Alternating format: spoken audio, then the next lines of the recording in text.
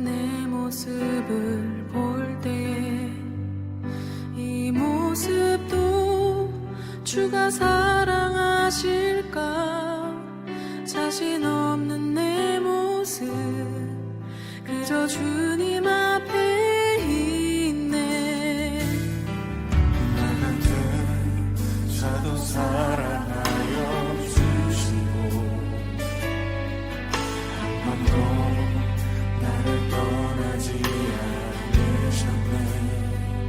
아픔 속에 주를 작게 여긴 날 꾸짖지 않으시고 내 손 잡아주시네. 오직 주님 안에 두려움 없네. 고난을 통해 날 만드심을 믿네. 주님만이 내 모든 것 되시네. 주의 강한 손 날 붙드시네. 오직 주님 안에 소망 있네. 내 삶을 통해 영광 받으신 주님, 주님만이 내 모든 것 되시네. 주의 선하심 나 노래하네.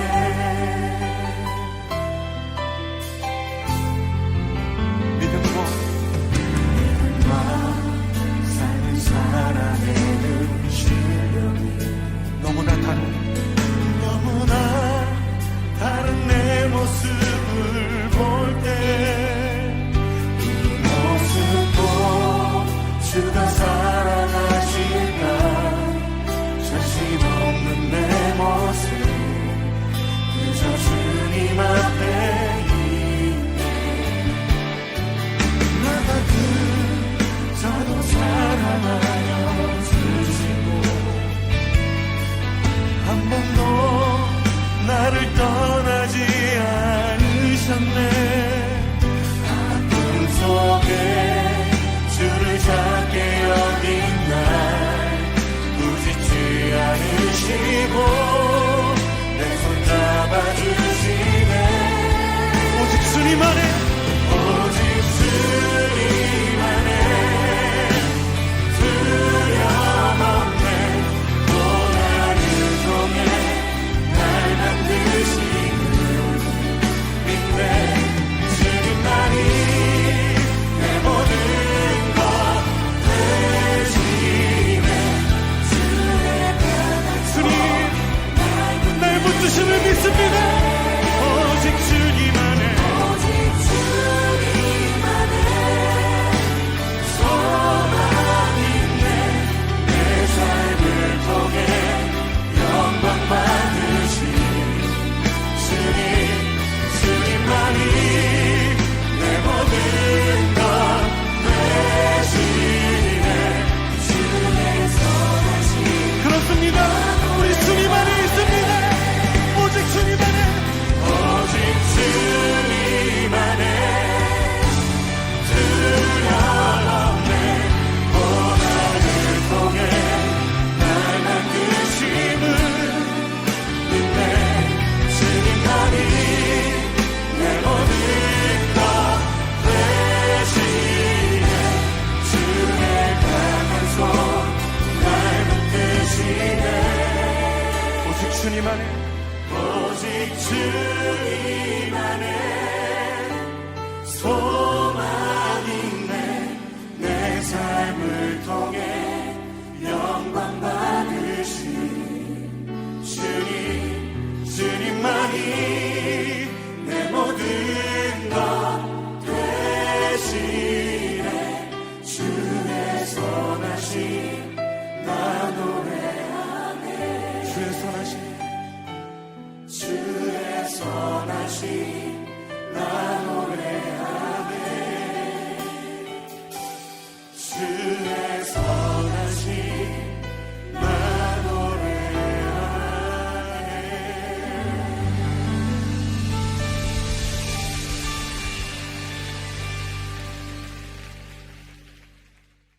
아버지 사도신경 하심으로 우리의 신앙을 고백하시겠습니다.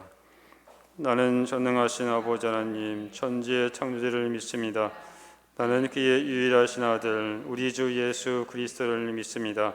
그는 성령으로 잉태되어 동정녀 마리에게서 나시고 본디오 빌라도에게 고난을 받아 십자가에 못 박혀 죽으시고 장사된 지 사흘 만에 죽은 자 가운데서 다시 살아나셨으며 하늘에 오르시어 전능하신 아버지 하나님 우편에 앉아 계시다가 거기로부터 살아있는 자와 죽은 자를 심판하러 오십니다.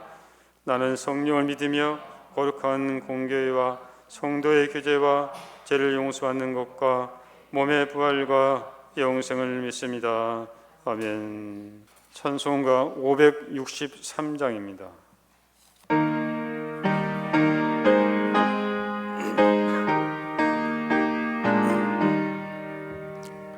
예수 사랑하심을 성경에서 배웠네. 우리들은 약하나 예수 권세만 보다. 날 사랑하신 날 사랑하신 날 사랑하신 성경에 쓰였네. 나를 사랑하시고 나의 죄를 다시소 하늘 문을 여시고 들어가게 하시네. 날 사랑하신 날 사랑하신 날 사랑하신 성경에 쓰였네. 내가 연약할수록 더욱이 여기서 높은 보좌 위에서 낮은 나를 보시네.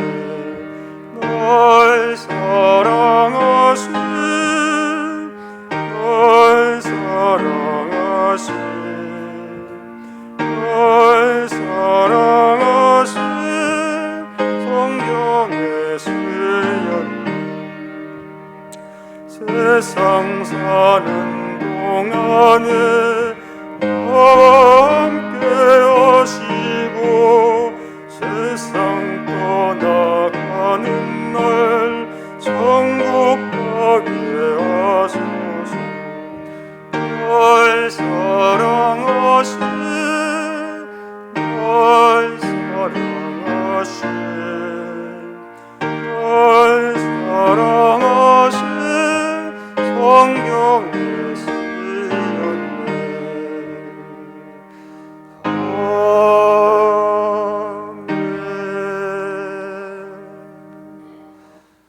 이 시간 우리 대표에서 추영희 집사님 기도하시겠습니다.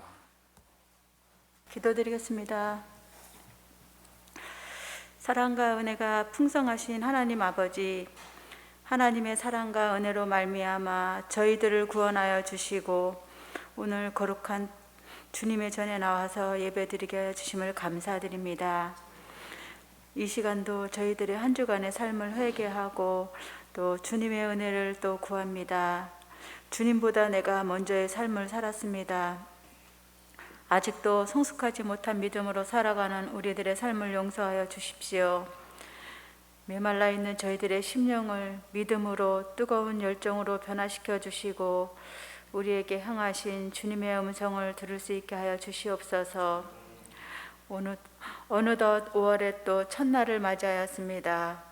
분주하고 근심 많은 세상 속에서도 하나님께서는 아름다운 꽃과 또 푸른 숲을 주셔서 지속되고 있는 코로나19 속에서도 잘 이겨내게 하여 주시고 우리에게 편안한 쉼을 주셔서 다시 일할 수 있는 힘을 주신 것을 감사드립니다. 아직도 코로나와 지체의 아픔으로 인해 힘들어하는 주님의 자녀들을 돌봐 주시옵시고 또한 멀리서 나라와 민족을 위하여 일하시는 한빛부대 간부들과 용사들에게도 주님의 위로와 평강이 임하기를 기도드립니다. 늘 부족하고 연약한 저희들이지만 약할 때 강함 되시는 주님의 능력과 은혜를 신뢰하며 하나님만 바라는 참빛 교인들이 다 되게 하여 주시옵소서. 주님의 몸된 교회를 위해서 날마다 눈물로 기도하시는 우리 목사님, 성령의 능력으로 붙들어 주시옵시고 이 시간도 주님의 영광만을 나타나게 하여 주시옵소서. 선포되는 은혜의 말씀 속에서도 저희들에게 새 힘이 되게 하여 주시며 빈들의 마른 풀이 단비를 맞아 소생되듯이 우리의 영과 육도 소생케 되는 귀한 예배가 되게 하여 주시옵소서. 항상 우리 곁에 계시어 힘주시고 돌보시는 예수님의 이름으로 기도드렸습니다. 아멘.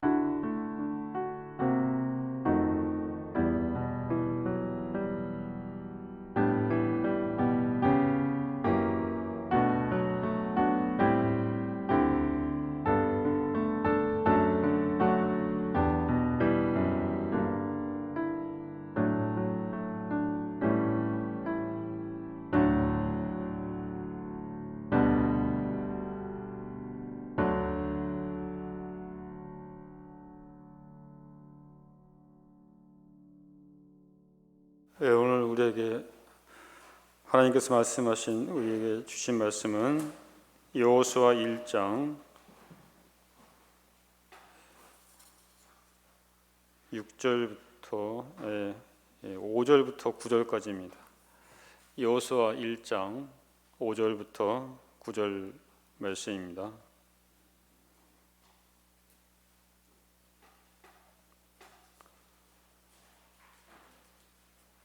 다 찾으시면 우리 한 절씩 교독하겠습니다. 내 평생에 너를 능히 대적할 자가 없으리니 내가 모세와 함께 있었던 것 같이 너와 함께 있을 것임이니라. 내가 너를 떠나지 아니하며 버리지 아니하리니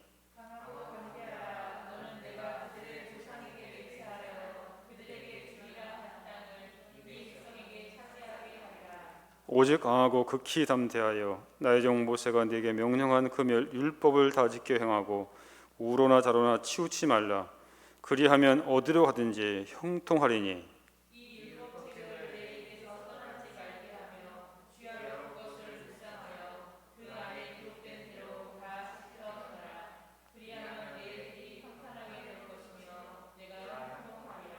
구절 같이 읽겠습니다. 내가 내게 명령한 것이 아니냐. 강하고 담대하라. 두려워하지 말며 놀라지 말라. 내가 어디로 가든지 내 하나님 여호와가 너와 함께 하느니라 하시니라. 아멘. 이 시간은 특별히 우리 주일학교에서 특성이 있겠습니다.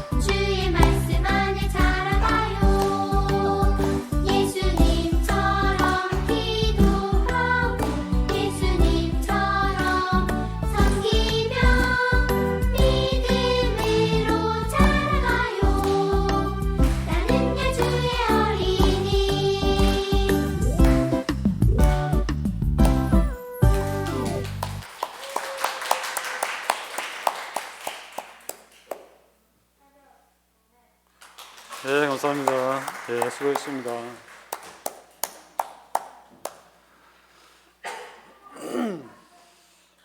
존 맥스웰이라는 사람이 격려는 영혼의 산소다라는 그런 말을 했습니다. 그만큼 격려는 우리에게 꼭 필요한 것입니다.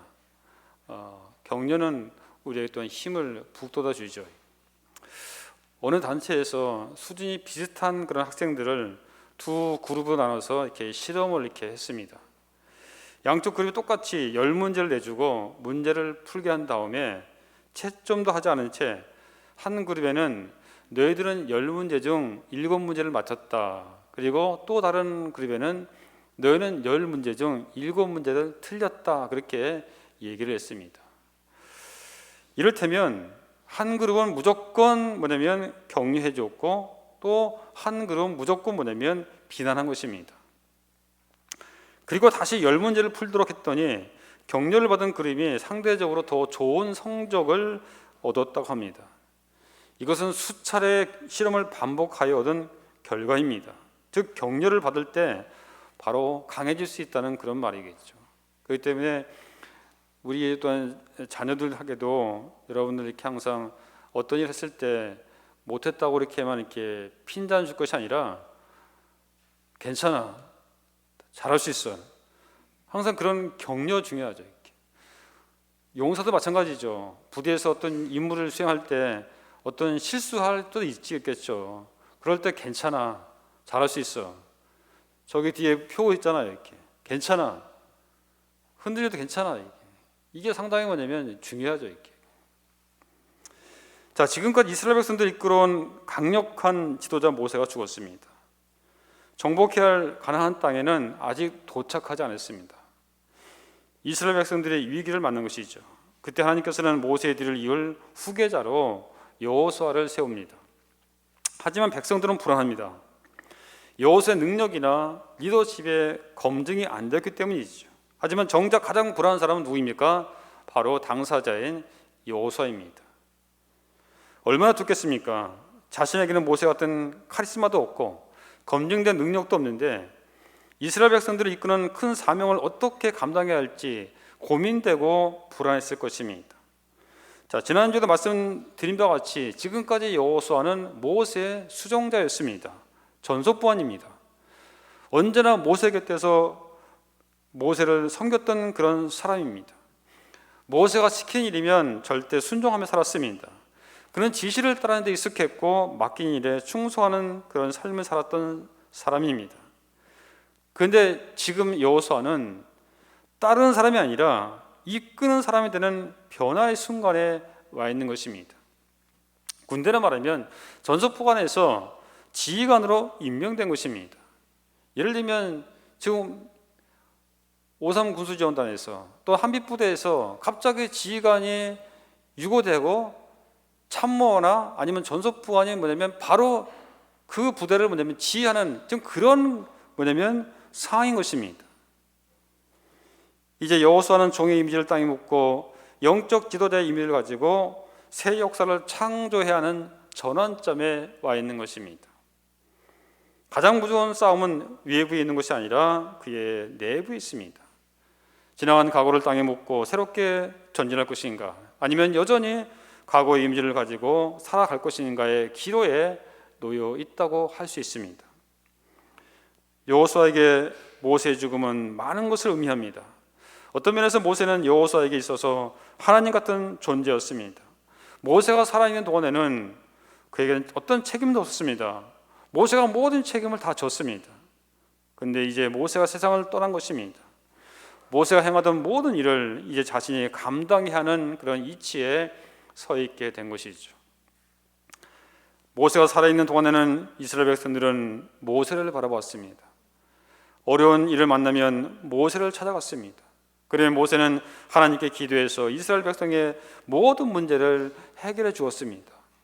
하나님의 도우심으로 홍해를 가르고 반석에서 물을 내고 하늘에서 만나를 내리는 놀라운 역사를 일으켰습니다. 그런데 지금 온 백성이 여호수아를 바라보고 있는 것입니다. 그 엄청난 책임과 앞에 여호수아는 두려워하고 있는 것입니다. 이런 여호수아에게 하나님께서는 요단을 건너 앞으로 가라고 그렇게 명령했습니다. 도전을 하라는 것입니다. 이제 각오를 땅에 묻고 미래를 향한 도전을 하라는 것입니다. 변화에 적응하라는 것입니다. 새 시대를 이끌어가라는 것입니다. 하지만 여호수아에게는 두려움이 있습니다. 과연 내가 이것을 할 수 있을까? 그런 두려움이죠.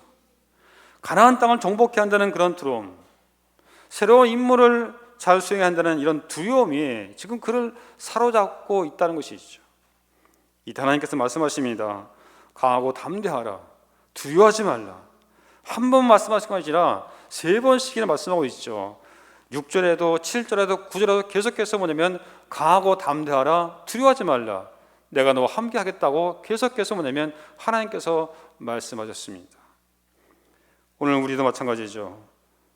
두려워하는 마음은 우리의 앞길을 막고 어려움을 겪게 만듭니다. 두려움은 우리로 하여금 전진하지 못하게 하죠. 실패에 대한 두려움, 새로운 일을 시도했을 때 받게 될 비방에 대한 두려움이 있습니다. 변화에 대한 두려움이 있습니다. 새로운 환경에 대한 적응에 대한 두려움이죠. 우리 용사도 마찬가지. 부대에 오게 되면 사회생활 하다가 학교생활 하다가 갑자기 부대에 오게 되면 그 부대에 적응할 수 있는 그런 두려움이 있을 겁니다. 우리 또한 학생들도 그렇고 우리 자녀도 마찬가지죠. 시험에 대한 두려움이 있죠. 이 시험을 잘 봐야 될 텐데 하는 그 두려움이 있습니다. 저도 옛날에 그랬어요. 시험 못 보게 되면 하도 저희 아버지가 이거에 대한 그런 공포증이 있어요. 시험 못 보게 되면 거기에 대한 이 체벌에 따르니까, 그러니까 거기에 대한 두려움이 있는 거예요. 이거 시험 못 보면 또 어떻게 하지? 한 문제당 한 대 때려 한 대 맞았어요. 그러니까 이게 걱정되는 거예요. 이게 그런 두려움이 있는 거예요. 그런 게. 우리 자녀들은 그런 게 없겠죠. 하도 엄마 아빠가 자상하시니까 그런 게 없겠지만 모르겠죠. 또 어쨌든 간에 나름대로 다들 그런 뭐냐면 두려움이 있어요. 자, 이러한 때 여호수아는 어떻게 이런 두려움을 정복할 수 있었을까? 먼저 우리는 하나님의 동행하심을 믿어야 됩니다. 여호수아가 두려워하실 때, 염려하고 있을 때 하나님께서 위로의 말씀을 해주시죠. 3절에 내가 모세에게 말한 바와 같이 있습니다. 또 5절을 보면 내가 모세와 함께 있었던 것 같이 너와 함께 있을 것임이라 내가 너를 떠나지 아니하며 너를 버리지 아니하리니. 딱 9절 보겠습니다. 두려워하지 말라. 내가 어디로 가든지 네 하나님 여호와가 너와 함께 하느니라 하시니라. 아마 여호수아는 이 말씀이 굉장히 위로가 되었을 것입니다. 하나님께서 모세에게 말씀하신 것 같이 모세에게 했던 그 약속을 지킬 것이라는 것입니다. 하나님께서 모세와 함께 계셨던 것처럼 여호수아도 함께 계시겠다는 것입니다. 여호수아야, 내가 모세와 함께 했던 것을 너도 분명히 보았지 않느냐? 내가 그것처럼 너와도 함께 하실 것이다. 이런 말씀인 것이죠. 여호수아는 아직 하나님의 능력을 직접 경험한 것이 적고 약할지 모르지만은 모세와 함께 하시는 하나님의 능력을 똑똑히 보았습니다. 여러분, 모세가 대단한 것이 아니라 하나님이 대단한 것입니다. 모세가 이 때 앞에서 하나님께 부를 때마다 하나님께서 함께 하셔서 홍해를 갈라주시고 불평하는 백성들에게 만나와 맺지기를 보내주시고 전쟁에서 이길 수 힘을 주셨던 것입니다. 그 능력에 하나님께서 모세와 함께 하셨던 것처럼 여호수아에게도 함께 해 주시겠다는 것입니다. 모세에게 약속하셨던 것을 모세에게, 여호수아에게 이루어 주시겠다고 말씀하시는 것입니다. 그런데 사람들은 하나님보다 사람을 보고 박수치며 놀라지요.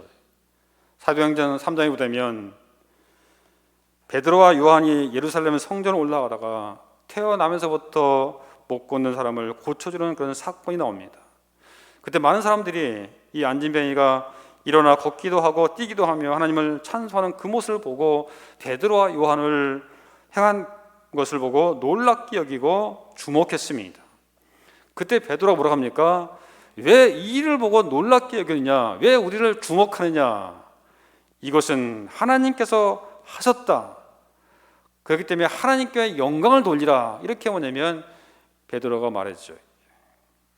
오늘날도 보면 이런 일들이 일어나게 되면 하나님보다는 사람에게 영광을 돌리고 박수를 보내는 일들이 많습니다. 그러다 보니까는 하나님보다는 사람을 보러, 목사를 보러 뭐냐면 교회에 오는 그런 사람들이 많다는 것입니다. 목사가 대단한 것이 아니라, 사람이 대단한 것이 아니라 바로 하나님께서 하신 그 일이 중요하다는 거죠. 하나님이 대단한 것입니다. 우리를 담대하게 만드는 것은 바로 동행한 것입니다. 여호수아는 모세와 함께 있을 때 담대했습니다. 두려움이 없었습니다. 그런데 모세보다 크신 하나님께서 그와 함께 하시겠다고 오늘 우리에게 말씀해 주고 있습니다. 하나님이 격려해 줬습니다. 확신을 줬습니다. 여호수아를 등에 당할 자가 없을 것이라고 성경은 우리에게 말씀해 주고 있죠. 사랑하는 여러분, 우리의 담대한 믿음은 하나님을 믿는 믿음에서 나온 겁니다. 하나님의 말씀을 믿는 믿음에서 나오는 것이죠. 하나님의 약속을 믿는 믿음에서 나오는 것입니다. 이사 41장 10절에 두려워하지 말라, 내가 너와 함께함이니라, 놀라지 말라, 나는 네 하나님의 됨이라, 내가 너를 굳세게 하리라, 참으로 너를 도와주리라, 참으로 나의 의로운 오른손으로 너를 붙들리라고 분명히 우리에게 말씀해 주고 있죠. 오늘은 어린이 주일입니다. 우리의 자녀들을 어릴 때부터 신앙으로 교육하기 위해서는 어떻게 됩니까? 내가 믿는 하나님, 나를 도우셨던 하나님이 우리 자녀를 도우실 것이다. 나와 늘 함께 하셨던 하나님께서 우리 자녀와도 함께 주실 것이다. 이것을 믿고 자녀에게 가르쳐 주는 것입니다. 이것이 바로 신앙교육입니다. 자기는 하지 않고 너나 하라, 너 뭐하라, 이건 아니죠. 이게. 사실 아직 어린 나이에 살아계신 하나님을 직접 만나는 데는 한계가 있을 수 있습니다. 하지만 부모가 자녀에게 이렇게 말해줄 수는 있어야 하는 것입니다. 너는 아직 하나님을 못 만났지, 괜찮아. 아빠도 엄마도 내 나이 때는 그랬단다. 하지만 아빠를 봐봐, 엄마를 봐봐. 아빠를 만나주시는 하나님이 느껴지지 않니? 우리 가정을 도와주시고 인도해 주시는 하나님이 느껴지지 않냐? 엄마 아빠가 만난 하나님이 나를 이대로 내버려 주지 않으시고 반드시 나와도 함께 해 주실 것이라는 확신을 심어주는 것, 이것이 바로 신앙교육의 묘미인 것입니다. 사실 저도 지금까지 살아온 것도, 그리고 20여 년 목회를 이렇게 하고 있는 것도 저희 부모님의 기도 덕분입니다. 제 힘으로 한 것은 하나도 없습니다. 지난 1월에 돌아가신 어머니와 이제 90이 다 되신 아버지 한결같은 마음으로 자식들을 위해 기도해 주셨기 때문입니다. 지금도 제가 수원에 계시는 아버지를 제가 뵈러 때마다 목사인 저를 놓고 기도해 주시고 있습니다. 뿐만 아니라 저희 자녀들과 아내를 위해서, 그리고 저희 참빛교회와 그리고 우리 한빛 또한 이렇게 부대와 여러분들을 위해서 뭐냐면 계속 기도하고 계십니다. 어린 시절 저는 직접 하나님을 만난 적도 없고 제대로 된 믿음도 없었지만은 한 가지 확실했던 것은 저희 부모님을 만나주신 하나님, 저희 부모님의 눈물의 기도를 들어주신 하나님을 보면서 제가 자랐다는 것이죠. 그 덕분에 오늘의 제가 있을 수가 있었던 것입니다. 우리에게 이런 믿음의 긍지가 있어야 합니다. 내가 지금 수고하고 애쓰고 헌신하는 믿음을 잘 쌓아갈 때 그 믿음의 반석과 신앙의 열매를 우리 자녀들이 누리게 될 것이라는 그런 긍지 말입니다. 그리고 믿지 않는 부모 밑에서 자랐다가 믿음의 일대로서 신앙생활을 하고 있는 분도 아마 있을 것입니다. 그런 분들은 바로 자신이 복의 근원 아브라함 같은 역할을 감당할 것에 대한 자긍심을 가지시기 바랍니다. 여러분이 바로 가정의 아브라함인 것이죠. 여러분의 자녀가 그 믿음의 열매를 누리게 될 것입니다. 앞으로 10년, 20년 후에 여러분을 보고 자란 자녀들이 이렇게 얘기할 것입니다. 내가 우리 아버지를, 우리 어머니를 만난 것은 정말 내 인생에 있어서 최고의 축복이다. 그렇게 고백한 날이 반드시 올 것입니다. 모세와 함께 하셨던 하나님, 여호수아와 함께 하셨던 그 하나님, 우리 부모님과 함께 하셨던 하나님이 바로 나와 함께 하신다는 사실을 여러분 기억하시기 바랍니다. 그 하나님이 오늘 우리를 힘있게 도우십니다. 그 확신을 가지고 나갈 때 우리의 삶에 놀라운 변화가 일어나게 될 것입니다. 두려움에서 놀라움과 기적을 경험하게 될 것입니다. 두 번째, 말씀을 붙들 때 우리는 두려움에서 이길 수 있습니다. 자, 7절에 한번 보겠습니다. 7절 하반절 보면 그리하면 어디로 가든지 형통하리니 라는 말씀입니다. 형통이라는 말은 통상 우리가 만사 형통, 모든 것이 잘 된다는 그런 의미가 이게 담겨져 있죠. 하지만 성경적인 의미의 형통은 하나님이 주신 재능과 은사를 발견하고 개발한 후에 그것을 사용해서 하나님 맡기시는 가업을 성취하는 것입니다. 그러니까는 지금 여호수아에게 있어서 형통이라는 것은 가나안 땅을 정복하는 것입니다. 하나님께서는 여호수아를 형통하기 위해서 말씀을 줬습니다. 그리고 그 말씀을 주야로 묵상하게 하셨습니다. 말씀을 통해서 앞으로 전진하라고 그렇게 말씀했습니다. 그렇다면 말씀을 묵상하면 어떤 열매를 맺습니까? 첫째로 담대함을 얻는다는 것이죠. 아까도 말씀드렸지만은 하나님은 계속해서 보내면 이 여호수아에게 6절, 7절, 9절에 강하고 담대하라고 계속해서 보내면 3번씩이나 말씀하고 있죠. 말씀 우리 마음을 강하게 합니다. 연약한 마음에 힘을 공급해 주시고 두려운 마음을 제거하고 용기 있는 마음을 갖는 것입니다. 또한 말씀이 우리 안에 들어와서 우리의 생각을 강하게 해줍니다. 전에 제가 아는 집사님 아들이 군대 갈 때 제가 오늘 이 말씀을 뭐냐면 그 편지에다가 이렇게 써주고 그리고 그 편지에다가 제가 경력금 동봉해가지고 이 아들한테 줬습니다. 그리고 이 아들이 군생활 2년을 잘 마치고 돌아와서 간증을 했는데 자기가 군대 생활을 잘 마치게 된 것은 하나님 말씀이었다고 합니다. 전역할 때까지 제가 써준 그 편지를 가지고 있었어요. 그러니까 이 아들이 군생하면서 때로는 너무 힘들 때 또 피곤할 때 제가 써준 그 말씀을 끄집어 가지고 그래서 본 거예요. 이게. 강하고 담대하라. 내가 어디로 가든지 내가 너와 함께하니라. 이 말씀이 뭐냐면 계속 힘이 됐다고 합니다. 그래서 예배드리고 말씀을 통해서 그렇게 해서 뭐냐면 이 형제가 이 군생활을 잘 마치고 했다는 그런 얘기를 제가 들었습니다. 사랑하는 여러분, 그리고 우리 용사 여러분, 하나님 말씀을 가까이 하십시오. 담대한 마음을 주실 것입니다. 힘을 주실 것입니다. 두 번째 말씀은 우리를 바른 길로 인도한다는 것입니다. 7절 하반절 보면 우로나 좌우로 치우치지 말라 있죠. 이렇게. 그러면서 바른 길로 걸어가라고 있지 하죠. 이사야 30장 21절 보면 너희가 오른쪽으로 치우치든지 왼쪽으로 치우치든지 네 뒤에서 말소리가 네 귀에 들려 이르기를 이곳이 바른 길이니 너희는 이리로 가라 할 것이며 있습니다. 여러분, 존 버년이 쓴 철로역정 아마 우리 자녀들도 아마 읽어봤을 것이고 우리 또한 이렇게 집사님들도 아마 읽어봤을 것입니다. 혹시 아직 못 읽어본 사람 있으면 한번 이렇게 서점에 가게 되면 이 철로역정이 있습니다. 성경 다음에 제일 많이 읽은 책이 바로 이 철로역정이죠. 자, 거기에 보면 소망이라는 사람과 크리스천 이 두 순례자가 길을 가고 있었습니다. 하지만 그들이 가는 길은 너무 험한 길이었습니다. 그래서 그들의 발은 부르트고 너무 피곤했습니다. 근데 그때 옆에 보니까는 샛길이 있었습니다. 샛길 초원길입니다. 너무나 좋았습니다. 걷기 좋은 그런 풀밭이었습니다.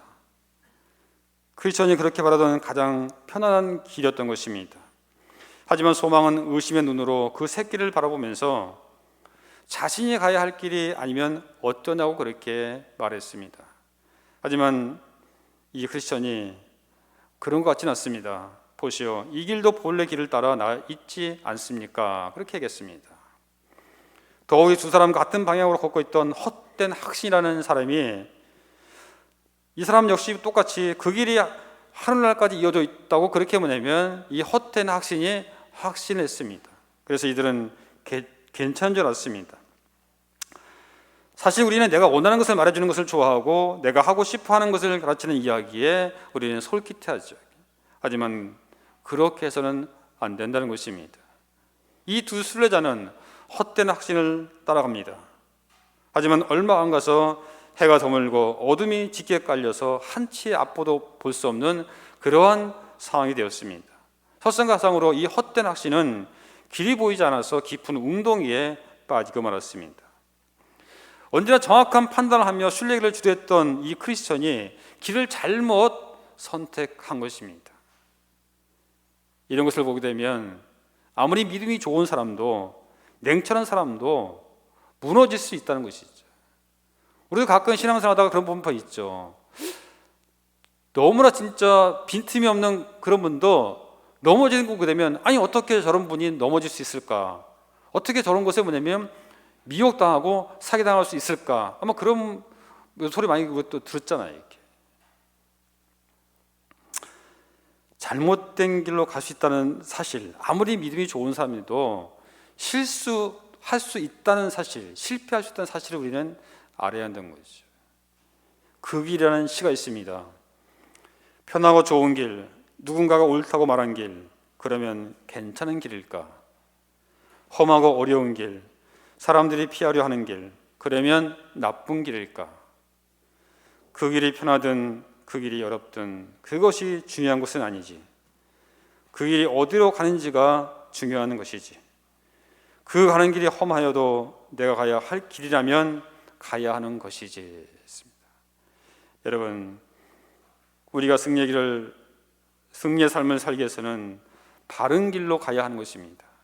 가장 중요한 것을 붙잡고 집중하는 것입니다. 치우침이 없이 앞을 향해 전진하는 것입니다.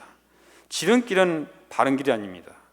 좌로나 우로나 치우치는 길이 지름길입니다.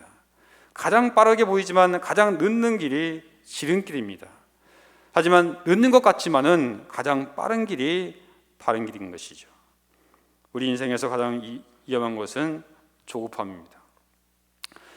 조급하게 서두르면 분별력을 상실할 수밖에 없습니다. 아브라함이 조급함으로 낳은 아들이 누구입니까? 이스마엘입니다. 조금만 기다리면 되는데 결국 그 실수로 인해서 지금까지 이스라엘과 아람 민족이 서로 싸우고 있는 것입니다. 왜냐하면 이스라엘은 바로 야곱의 후손이고 이삭의 후손이고 아람 민족은 누굽니까? 바로 이스마엘이죠. 그래서 지금도 계속 서로 이렇게 싸우고 있는 거 아닙니까? 이러한 조급함을 이길 수 있도록 도와주는 것이 말씀 묵상인 것입니다. 말씀 우리가 바른 길로 갈 수 있도록 도와줍니다. 서서히 빛을 발하고 점점 빛을 발하는 의인의 길을 걷게 해주는 것이죠. 그래서 잠언 4장 18절에 의인의 길은 돋는 햇살 같아서 크게 빛나 한낮에 광명에 이른다, 이렇게 말씀하고 있습니다. 세 번째 말씀은 유혹을 이기게 합니다. 우리가 살아가면서 큰 장애물은 바로 유혹입니다. 탐욕, 조급한 마음, 이기적인 마음, 음란한 마음, 쉬운 길로 하고 싶은 마음, 포기하고 싶은 마음이 있습니다. 하지만 우리가 이런 유혹을 이길 수 있는 것은 다른 것이 아니라 그런 말씀입니다. 시편 119편 11절에 내가 주께 범죄하지 아니하려 하여 주의 말씀을 내 마음에 두었나이다 했습니다. 그러므로 하나님의 말씀을 마음편에 새겨지도록 하시기 바랍니다. 그런데 세상의 도전보다 더 우리를 곤란하게 만드는 경우가 있습니다. 하나님의 말씀을 모르면서 영적인 체험을 했다거나 영적인 능력을 받았다고 할 때 우리는 넘어질 수 있습니다. 말씀보다 자기 체험을 강조하는 사람을 대할 때 그렇다는 거죠. 일례로 슈바이츠 박사는 우리가 알다시피 아프리카 성자입니다. 아마 우리 자녀들 잘 알 겁니다. 하지만 그의 신앙은 반기독교적입니다. 기독교를 윤리로 범신론적으로 그렇게 주장하고 있는 것입니다. 몰몬교, 분명히 잘못된 것을 믿고 있지만은 그들의 삶은 누구보다도 경건하다는 것입니다. 이들의 본부가 있는 미국 솔트레이크시는 미국에서 범죄율이 가장 낮은 그런 도시입니다. 바로 이 점이 우리 그리스도인들을 넘어뜨릴 수 있다는 것입니다. 저는 사탄이 자기를 강명의 천사로 가장하는 모습이 바로 이러한 모습이 아닌가 생각합니다. 신명기 13장 보면 어떤 선자나 꿈꾸는 자가 와서 이적과 기사를 보이며 그가 말하는 대로 다 이룬다고 해도 그것이 하나님 말씀과 충돌한다면 그 사람은 절대 믿지 말라고 했습니다. 바로 이단인 거지. 신천지에 아무리 그들이 와서 이렇게 달콤한 말로 우리를 이렇게 유혹하더라도 하나님의 말씀과 상충되기 때문에 우리는 절대로 뭐냐면 거기에 빠져서는 안 된다는 거죠. 이게. 이러한 것을 유혹당하지 않기 위해서는 말씀을 부지런히 묵상해야 됩니다. 절대 기준은 하나님의 말씀이지 체험이 아닙니다. 자기 경험도 하나님의 말씀으로 검증을 받아야 됩니다. 여러분, 제주도에 가면 도깨비 도로라는 곳이 있죠. 이게. 보기에는 분명히 비탈길인데 자동차에 시동을 꺼놨을 때 자동차가 거꾸로 올라가는 것입니다. 저도 처음에는 참 신기했습니다. 아니, 자동차가 내려가는 것이 아니라 올라가는 거예요. 올라가요. 하지만 이것은 착시 현상이죠. 우리 눈에 분명히 언덕처럼 보이던 길이 사실은 경사진 비탈길인 것입니다. 그런데도 제 눈에는 아무리 봐도 분명히 언덕길로 보이는 것입니다. 저는 거기서 깨달았습니다. 그것은 바로 내 눈도 믿을 것이 못 된다는 사실이죠. 절대 기준은 나의 체험이 아니라 바로 하나님 말씀인 것입니다. 여러분, 승용차를 타고 이렇게 달리게 되면 아마 피부로 속도감을 느낄 것입니다.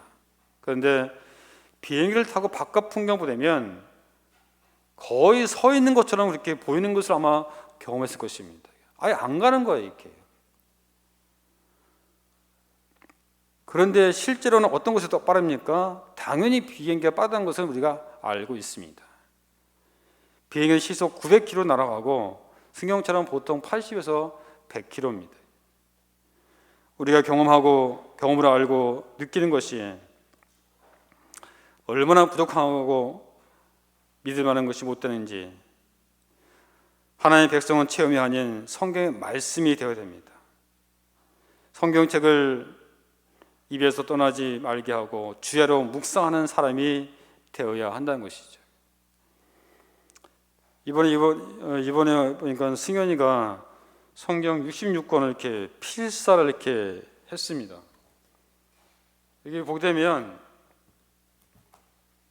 이건 이제 다 했는데 이 필사였어, 필사.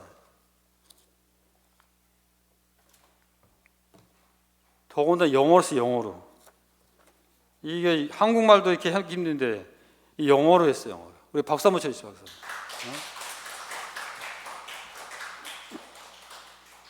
박수. 통독하기도 힘든데 이 성경 필사했다는 건 이거 대단한 거 아닙니까, 이게? 어른들도 막 하기 힘든 판인데 우리 또한 이렇게 초등학생이 이것도 한다는 것이 참 쉽지가 않습니다. 이게. 우리 용사들도 그렇고 우리 다른 우리 또 학생들도 그렇고 우리 모든 성도 한번 도전해 봤으면 좋겠습니다. 이게. 저도 지금 이제 신약은 다 해놓고 제가 성경책을 지금 이게 만들고 있는데 지금 구약 지금 이제 모세오경까지 다 아직 편집해놓고 쓰고 있는데 이게 사실 쉽지가 않아요. 이게. 여러분, 말씀을 통해서 하나님의 음성을 듣고 그 음성에 순종하시기 바랍니다. 그러기 위해서는 우리가 말씀을 먹어야 됩니다. 말씀을 가까이 합니다. 개는 밥을 안 먹고 20일 동안 견딜 수 있다고 합니다. 새는 10일 동안 견딜 수 있고 사람은 15일 동안 견딜 수 있다고 합니다. 근데 거북이는 무려 밥을 안 먹고 500일 동안 견딜 수 있다고 합니다.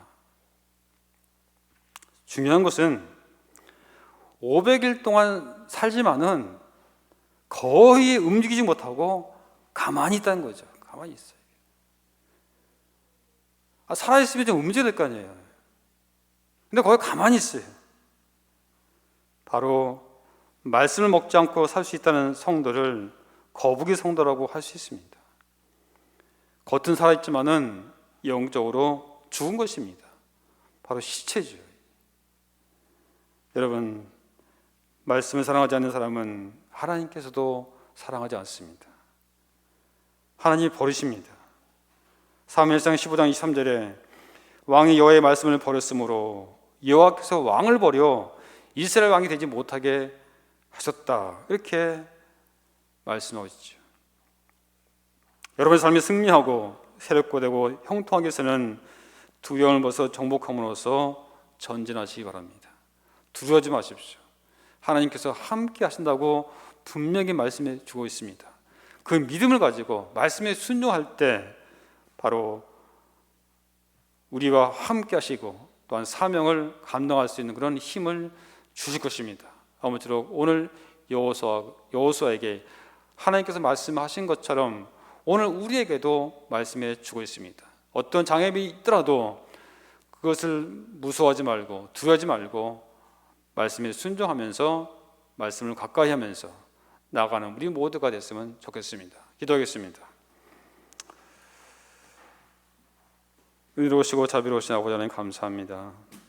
여호수아가 새로운 임무를 맡았을 때 과연 내가 이것을 할 수 있을까 하는 두려움이 있었지만은 주님께서 여호수아에게 이로의 말씀을 하신 것처럼 모세가 내가 함께한 것고 내가 모세와 함께 했던 것처럼 내가 너를 도와줄 거다, 이 말씀을 주신 것처럼 아버지 하나님, 오늘 우리에게도 여러 가지 난관이 있습니다. 어려움이 있습니다. 두려움이 있습니다. 이럴 때 내가 너와 함께 하겠다고 하신 이 말씀을 붙들고 나가는 사람 모든 성도들 되게 하여 주시옵소서. 특히 멀리 아버지 또한 이렇게 남수단에서 수고하고 있는 우리 한빛부대 모든 용사들 한 사람 한 사람 주님 붙잡아 주시기를 원합니다. 우리 또한 박종실 집사님 중심으로 모든 장병들이 합력하여 어떠한 일도 강하고 담대한 믿음으로 이 일을 잘 감당하고 수행할 수 있는 그런 아버지 하나님, 우리 용사들 되게 하여 주시옵소서. 예수님의 이름을 감사하며 기도하옵나이다. 아멘. 이제는 우리 구주 예수 그리스도의 은혜와 하나님의 아버지의 그 지나신 사랑과 성령님의 감동 충만하신 은총이 오늘 말씀을 통해서 어떠한 상황에도 불구하고 말씀을 붙잡고 나가기 원하는 사랑하는 모든 성도들 머리머리에와 우리 53 군수지원단과 우리 93 부대 위에 그리고 저 멀리 남산에 수고하고 있는 우리 한빛 부대 위에 그리고 특별히 우리 또한 자녀들 머리머리 위에 이제로부터 영원토록 함께 하실 것을 간절히 축원하옵나이다. 아멘.